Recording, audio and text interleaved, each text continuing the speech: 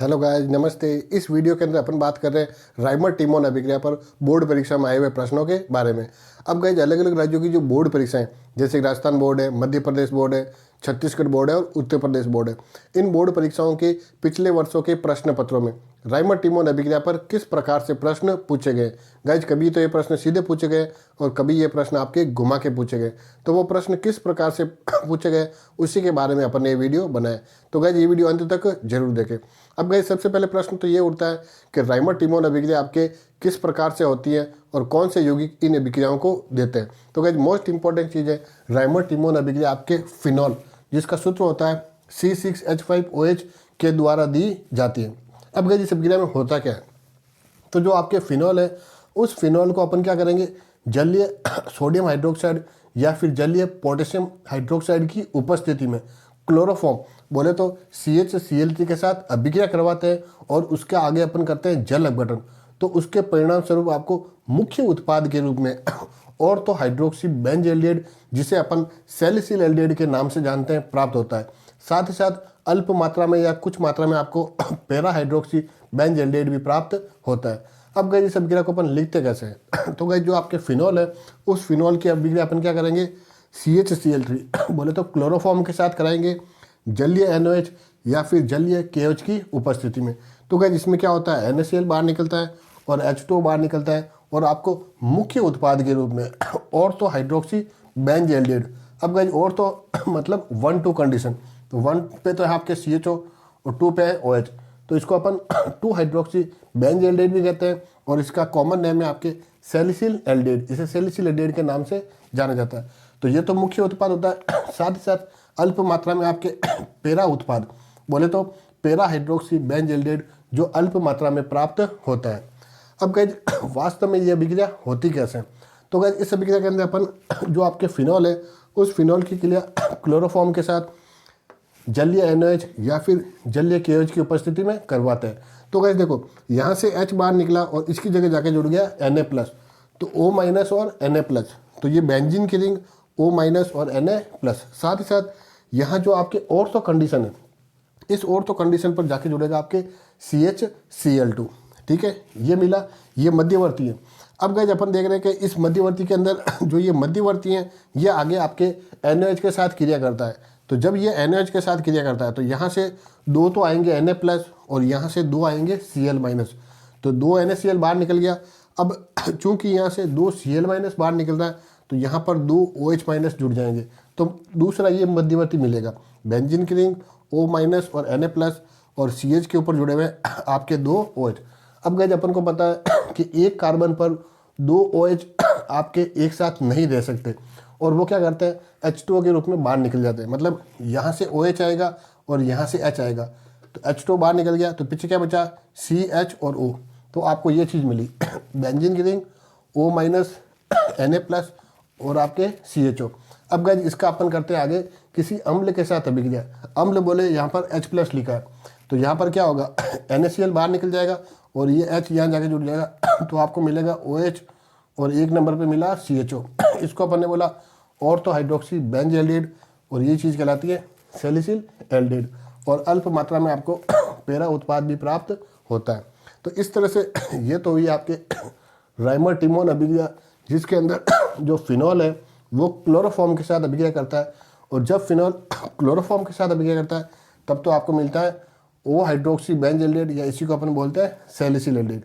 अब guys, Rymer Timon अभिक्रिया एक और है, उसमें सेम फिनॉल होगा और अभिक्रिया आपके जलीय NOH और जलीय KOH की उपस्थिति में होगा।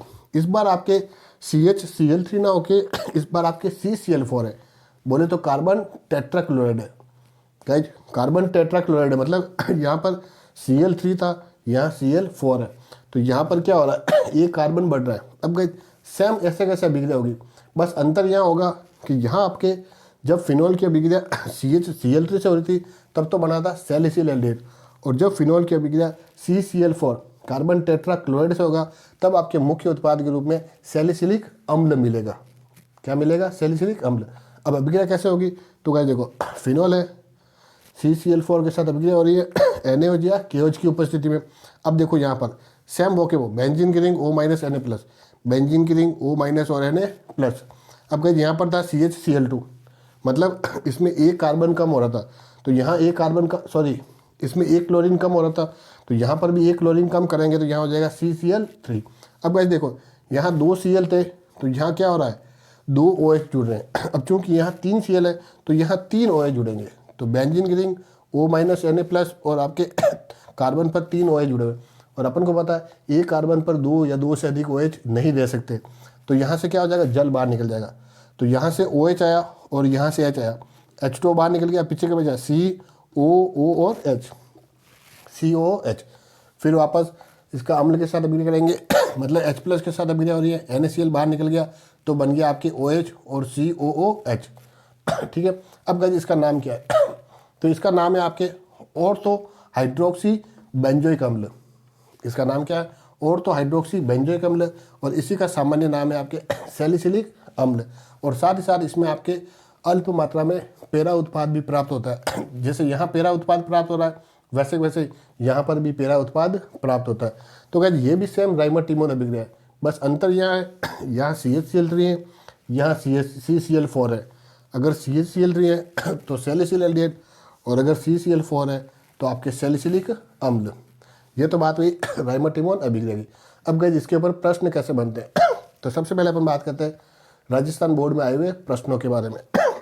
तो गाइस इसमें प्रश्न आया था निम्नलिखित रासायनिक समीकरण में रिक्त स्थान की पूर्ति कीजिए।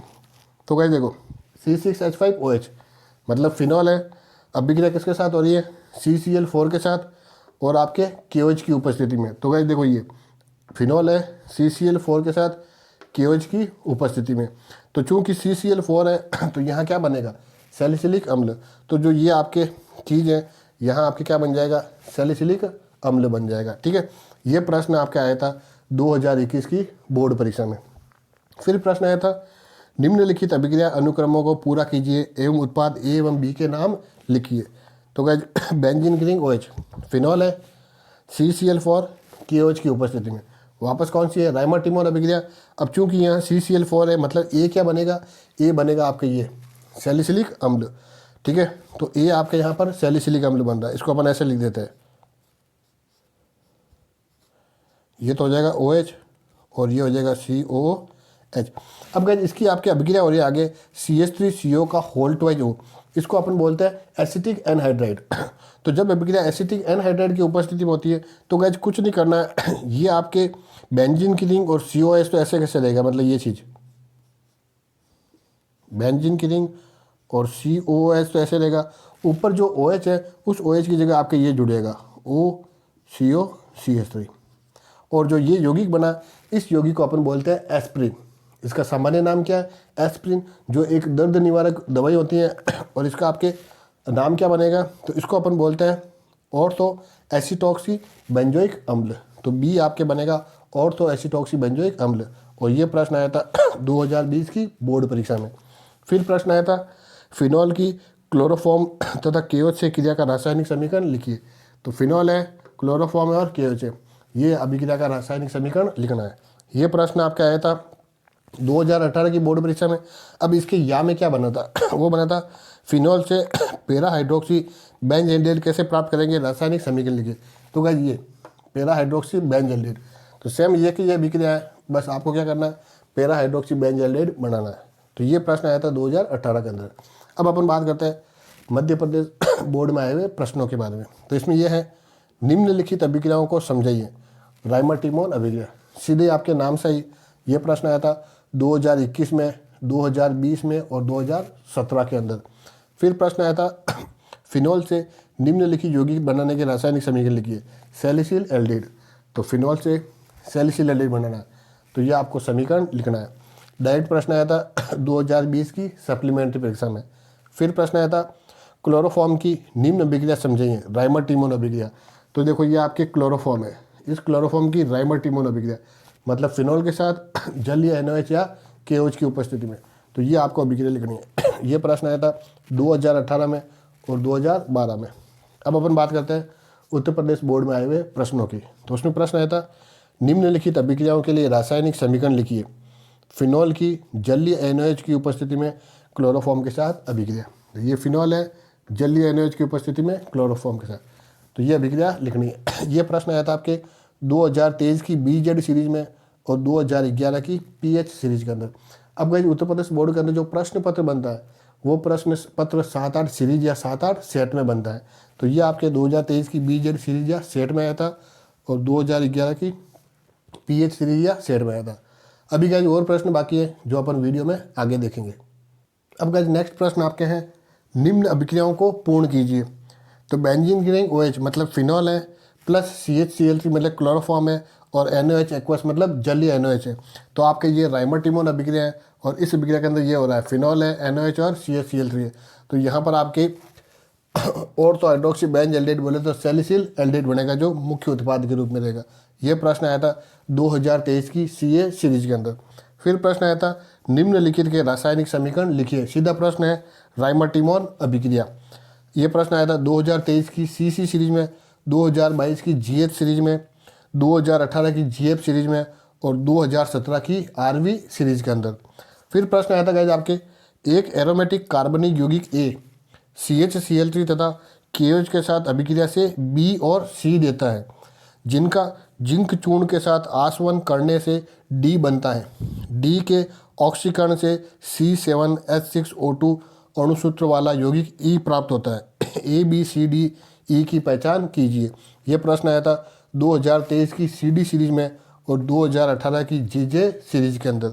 अब गाइस ये आपके प्रश्न क्या है तो ये आपके एरोमेटिक कार्बनिक यौगिक है, क्रिया कर रहा है CHCl3 और KOH के साथ। तो गाइस देखो ये एरोमेटिक कार्बनिक यौगिक CHCl3 और KOH, तो आपके यहाँ पर B और C। तो गाइस देखो ये B हो सकता है और ये C हो सकता है। तो इसका मतलब B या C क्या है, या तो आपके सैलिसिल एल्डिहाइड है या फिर आपके हैं पैरा हाइड्रोक्सी बेंजल्डिहाइड। तो ये तो हो गया B और C। अब इनकी अभिक्रिया कराएंगे अपन जिंक के साथ।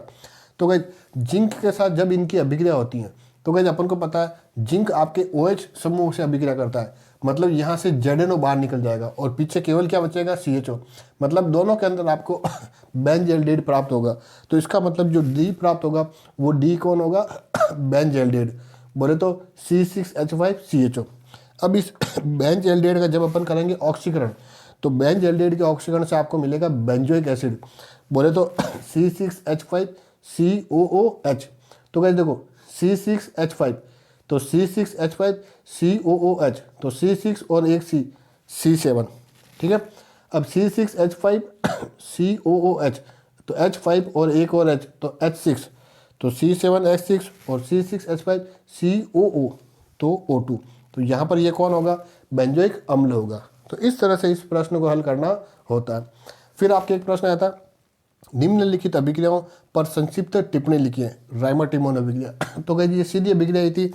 ये प्रश्न आया था 2023 की CE सीरीज में, 2023 की CF सीरीज में और 2022 की GM सीरीज के अंदर। फिर प्रश्न आया था, क्या होता है जब केवल रासायनिक समीकरण दीजिए। NaOH की उपस्थिति में फिनॉल को CCl4 के साथ गर्म करके जल अपघटित कराते हैं। तो गाइस देखो ये आ रही NaOH की उपस्थिति में CCl4 को फिनॉल के साथ अपन क्या करेंगे जल अपघटित करेंगे, तो आपके क्या बनेगा सैलिसिलिक अम्ल बनेगा। तो गाइस आपको ये वाली समीकरण लिखनी है। ये प्रश्न आपका आया था 2022 की GN सीरीज के अंदर। फिर प्रश्न आया था, फिनॉल की कोल्बे अभिक्रिया तथा राइमर टिमोन अभिक्रिया के लिए रासायनिक समीकरण लिखिए। तो फिनॉल की एक तो कोल्बे और एक आपके राइमर टिमोन। सीधा प्रश्न आया, यह आया था 2020 की WD सीरीज में और 2018 की GI सीरीज के अंदर। फिर एक प्रश्न आया था, कैसे प्राप्त करेंगे, केवल रासायनिक समीकरण दीजिए। फिनॉल से सैलिसिल एल्डिहाइड, तो ये आपके फिनॉल है और ये आपके सैलिसिल एल्डिहाइड। तो इस तरह से ये समीकरण आपको लिखना है। ये प्रश्न आया था 2019 की FN सीरीज के अंदर। अभी गाइस कुछ प्रश्न और बाकी हैं जो अपन वीडियो में आगे देखेंगे। अब गाइस नेक्स्ट प्रश्न आया था आपके, फिनॉल की CHCl3 तथा KOH से एवं सांद्र HNO3 से सांद्र H2SO4 की उपस्थिति में होने वाली अभिक्रिया के रासायनिक समीकरण लिखिए और इन अभिक्रियाओं में बने मुख्य उत्पादों के नाम लिखिए। ये प्रश्न आया था आपके 2019 की FN सीरीज में। अब गाइस इसके अंदर आपके फिनॉल की दो अभिक्रिया पूछी है। पहली तो आपके CHCl3 तथा KOH, तो ये फिनॉल ये CHCl3 और KOH मतलब राइमर टिमोन अभिक्रिया, और दूसरी आपके सांद्र HNO के साथ सांद्र H2SO4 की उपस्थिति में, तो ये आपके हैं फिनॉल की नाइट्रोकरण अभिक्रिया। तो इस तरह से ये सीधा प्रश्न आया। फिर प्रश्न आया था फिनॉल की राइमर टिमोन अभिक्रिया तथा किसी एक युग्मन अभिक्रिया के समीकरण लिखिए। तो सीधा प्रश्न आया राइमर टिमोन अभिक्रिया, यह आया था 2018 की जीएच सीरीज में।